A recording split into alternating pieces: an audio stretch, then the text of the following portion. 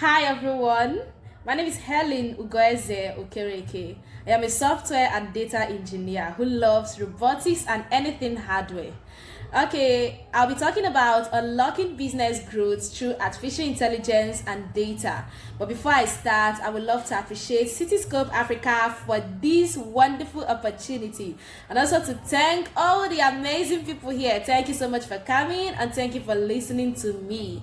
There are 6 things I'll be talking about under this topic. We're going to look at the fundamentals of artificial intelligence and its application in businesses. We're going to explore some AI-driven innovations across different industries. We're going to look at the relationship between artificial intelligence and data, the importance of AI to businesses, the future trends and emerging technologies under AI, and also the strategies and best practices for artificial intelligence integration.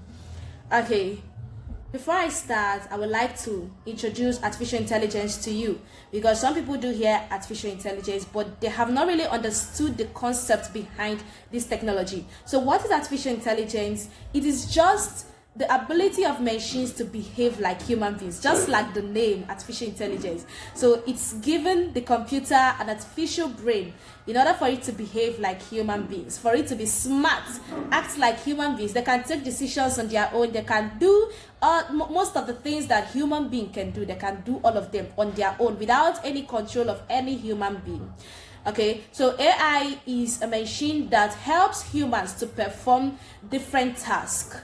Let's talk about the business applications of artificial intelligence. The first one is predictive analysis. So businesses use artificial intelligence to predict the future. So it's, for example, like a sales company, based on the number of sales they have in a month or in the past week, using artificial intelligence that they can predict like the number of sales they are going to have in the next coming years, like how many people are going to need their product, how well is their product doing, and all that. So this is one of the powers of artificial intelligence. Another one is natural language processing. So this is another very good concept of artificial intelligence because it actually helps you to interpret to your customers in different languages.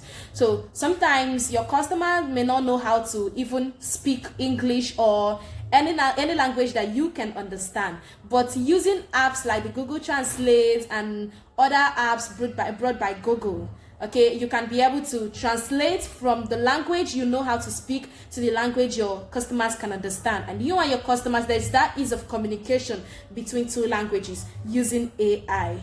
All right, so let's talk about computer vision. So computer vision is just the ability of computers to kind of be able to analyze images and make out a meaningful thing from them. For example, in the medical line, computer vision helps to analyze images using AI. You can be able to analyze images and draw out meaningful conclusion, like, okay, based on the image, this is the kind of sickness that this is looking like. And it helps to be fast, like before doctors will come and start studying the image taking and everything. But artificial intelligence can just analyze these images and then use it to match with other image of a particular disease and find out the disease that this looks like. Okay, then robotics and automation. Artificial intelligence, you can actually automate everything. You can automate processes in your businesses, and we know that naturally human beings get tired easily when they are doing repetitive tasks. Okay, but when you automate bots, they can be able to do this repetitive task over and over again without getting tired, unlike human beings, and they will also be fast about it. Okay, then personalization. You can actually use artificial intelligence to personalize things that go well with your customers. You can personalize things that a customer wants. Okay, I'm still going to give an example of this particular aspect. Then decision making. You can use artificial intelligence to make decision in your company, and the good thing is that AI is not biased. For example, if a human is going to be making decision, okay, let me use, for example, just like the voting, okay, the Nigerian system of voting, okay. If it's just a human being that is going to analyze the data and make decision based on the data, then you're going to see some biased view. You're going to see the human being will not do things accurate. So he will kind of consider, okay, this is my friend, this is this, but AI is not biased. Like, It just gives decision without considering anybody's feeling, without considering anything. It just makes decision. What is the relationship between artificial intelligence and data? Yes. Anytime you hear artificial intelligence, you're always hearing data. So what exactly is the relationship between these two?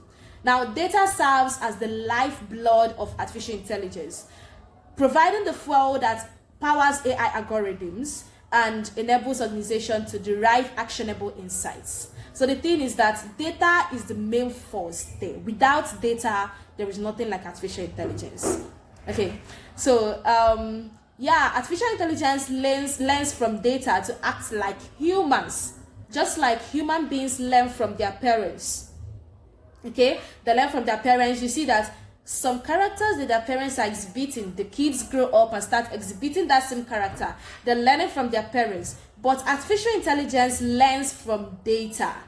So without data, there is nothing like artificial intelligence, because it is the data that are stored that the computer actually used to exhibit its intelligence. It actually uses this data to make decisions and everything. So artificial intelligence works with data, enough data. So that is why sometimes if you don't train the machine models with a lot of data, it's bound to making false decisions.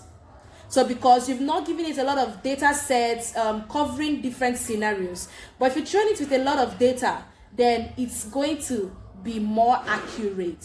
So there is no artificial intelligence without data. Let's explore some AI-driven innovations across industries. For example, the healthcare industry. AI is used in the healthcare for various purposes, such as diagnosing diseases just with computer vision, just like what I talked about before. So using computer vision, AI can actually diagnose diseases, predict patients' outcomes, and personalize patients' treatment. So using artificial intelligence in the healthcare industry, you can actually predict, for example, the patients that have reoccurring diseases. So when AI takes note of this data and how many times this disease has actually occurred in a month, it can be able to predict, okay, based on the data I have, it can predict that this particular disease, this patient will come to the hospital 2 times next month. Okay, so it can also be used to personalize patients' treatment, and it can be used to diagnose diseases fast. For education and learning, artificial intelligence is used in education for personalizing learning experience. So China developed a headset, just like you can see in the picture here. China developed a headset that reads brain waves and actually reports to the parents of children, like, okay, for this particular course, your kid is not concentrating, your kid is thinking about something else. It also identifies when the kid is sleeping, when the kid is not listening, when the kid is not concentrating. So this will actually help parents a lot, because some people, it will help this African mentality that your kid is going to grow up and you tell your kid do medicine, when you don't even know if your kid is doing well in biology and chemistry. You don't even know if the course your kid is doing very well in is agriculture, and you go and push the kid to kind of study medicine, study engineering, where the kid does not even know anything about mathematics. So it actually analyzes the brain waves, and the parents can be able to know the particular course that their kid is concentrating more on.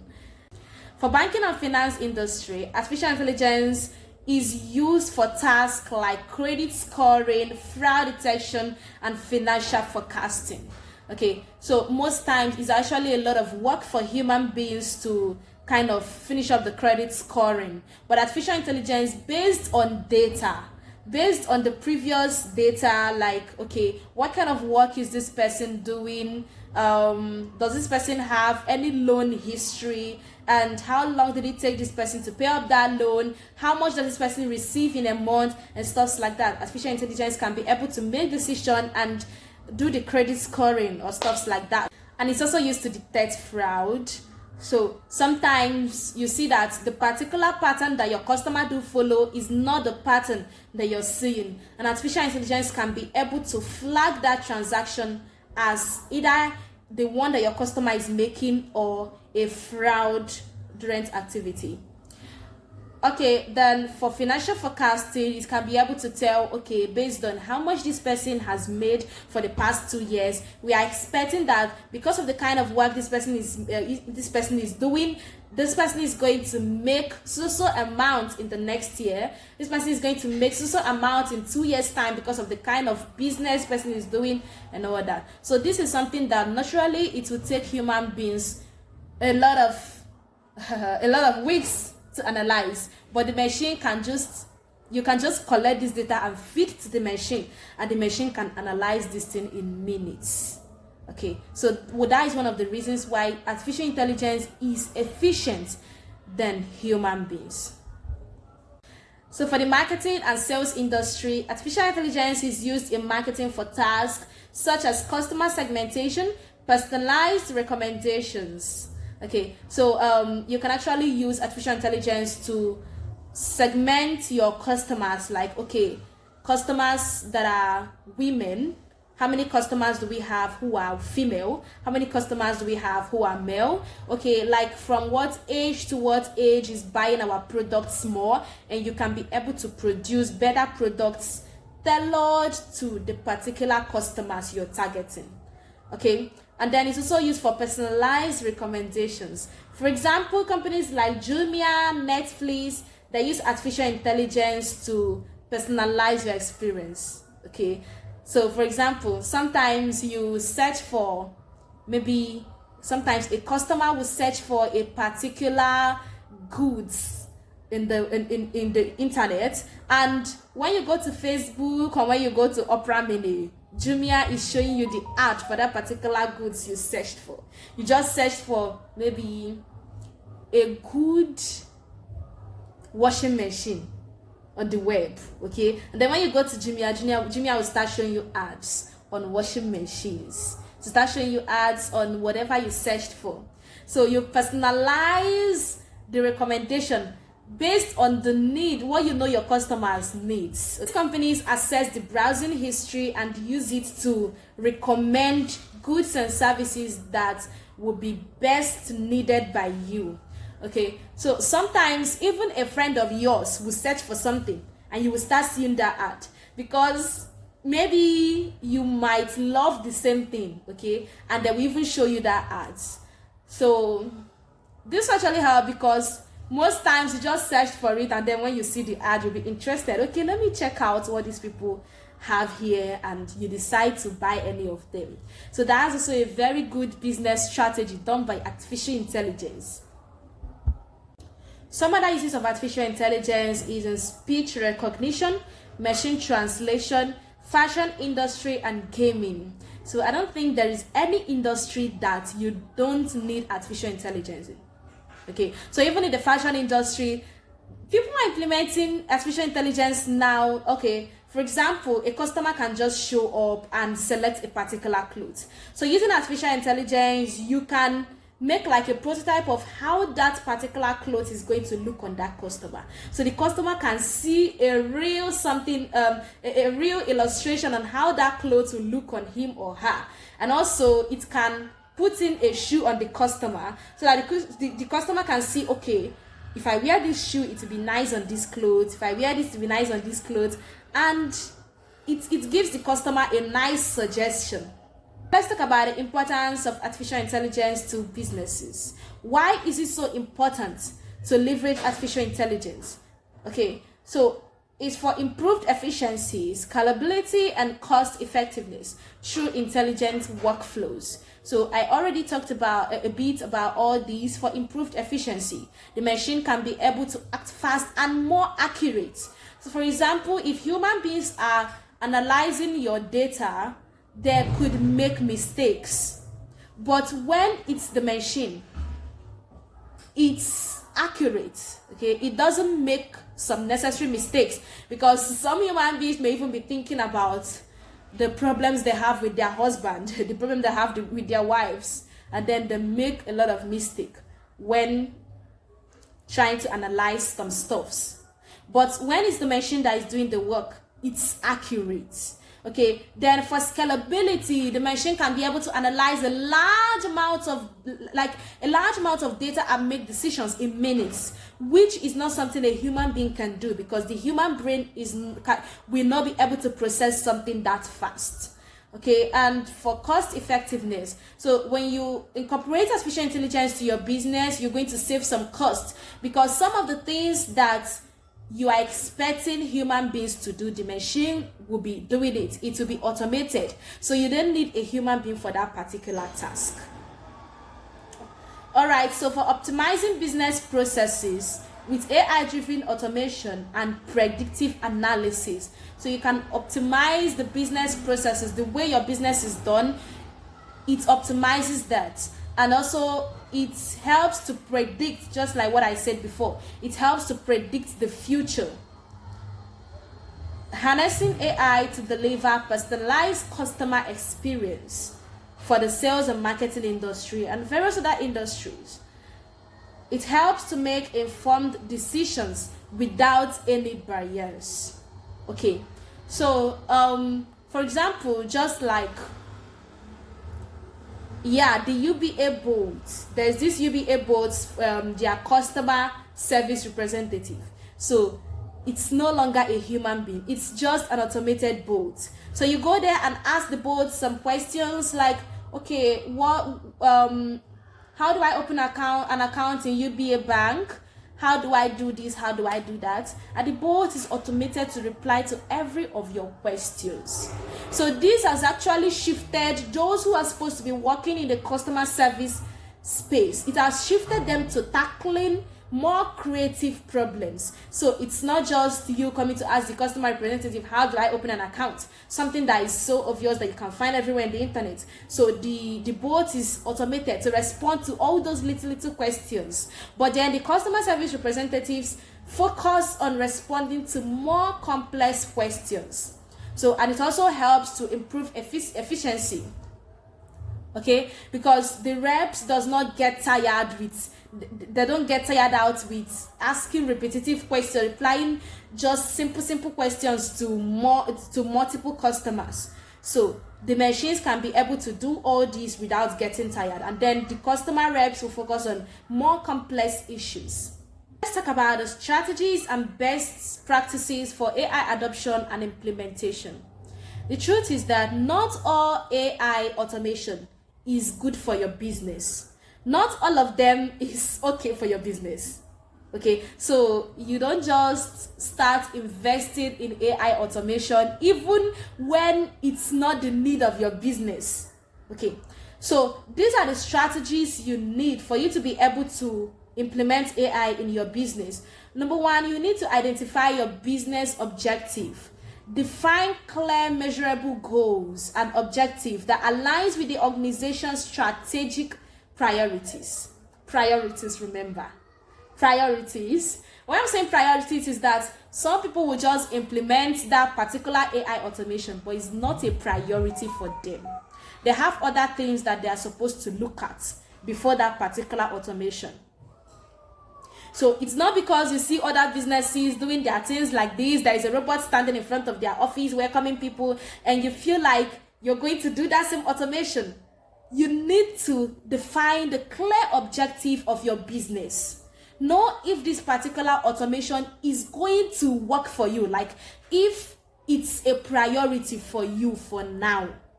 You need to find out all this. So define the measurable goals and objective of your business. The second one is to prioritize use cases. Assess potential AI applications based on their impact on your business, based on their impact on business outcomes, feasibility and alignment with organizational capabilities and resources. Capabilities, because some people will just carry the money their investors invested and go and do one crazy automation that is not even a priority for them. Okay, so before you kind of implement any AI driven automation, you have to check, like, what is the impact of this automation on your business outcome? What is the impact? How is it going to produce more sales? How is it going to be helpful to your customers? If it's something that is not really feasible, then you have to keep that aside. So you only do automations that are kind of feasible to your organization, that will produce a good outcome for your business. Then you create a phased implementation plan. Break down the AI adoption process into manageable stages. Prioritize initiative based on their complexity and risk. So after doing your findings, checking out the particular automation that will be good for your business, that is a priority for you, then you have to create a phased implementation. You don't do everything once because it may be too much for your organization. So you can just create a phased implementation. Start from this, you move to this, you move to this, just small like that, and you keep improving the automation. So for example, a fashion industry going to kind of implement fraud detection. How is that feasible? Like, how is that helpful to them at that particular time? It's not. So that is not the kind of AI that is going to help your customers. If you're talking about a loan a loan industry, like a loan business, or a business that focuses on banking and anything finance, these are the people that needs fraud detection more.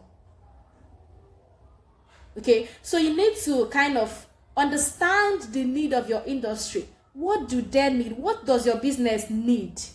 Like, if I'm to implement this particular AI to my business, how is it going to be helpful? How is it going to increase the number of customers that are trooping into my office?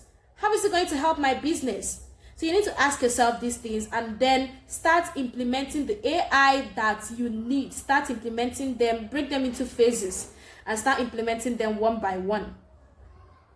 Okay, so you break them down into manageable stages. Don't go and do one big thing that you may not even be able to manage at a time. So you need to break them into stages and prioritize initiative based on their complexity and risk. Risk, because if you are implementing AI, you should also have thought about the risk aspect. Okay, so AI deals with data. And of course, anything on the internet is bound to be hacked. Anything on the internet is prone to be leaked.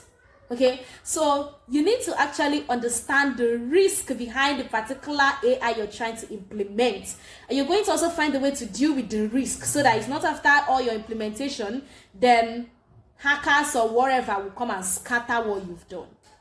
And if you're going to be collecting people's data, you should know the risk. If anybody's data is leaked, you know the risk. If anybody's credit card is leaked, you know the risk. So you need to also kind of think about the risk aspect and provide means to manage the risk. Okay, so you can employ cybersecurity experts, ethical hackers to kind of manage the organization so that you don't just start telling your customers any story in the future, and it will even make your customer to lose their trust in you, and it will affect your business real time. Then recruit and hire skilled professionals with expertise in data science, machine learning, software engineering, and domain specific, the particular AI you're trying to automate. You need to employ skilled professionals, people who are really skilled in that particular aspect. Okay, you could upskill the employees you already have. You could upskill them to actually manage this AI. But remember, any AI implementation you are doing, remember to look at the managing aspects. Recruit people who are going to manage them.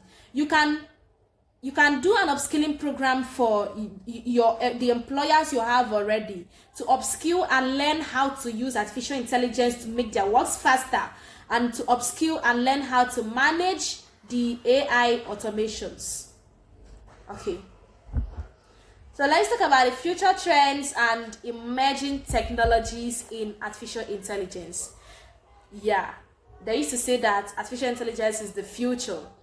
And the truth is that that future is now.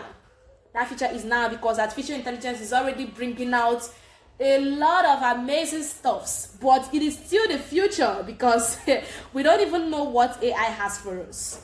Okay, so there are more trends coming up and there are more emerging technologies. So for example, in education, one of the problems we're having in Nigeria is the fact that we don't have enough medical materials, medical equipment for medical students to use and learn.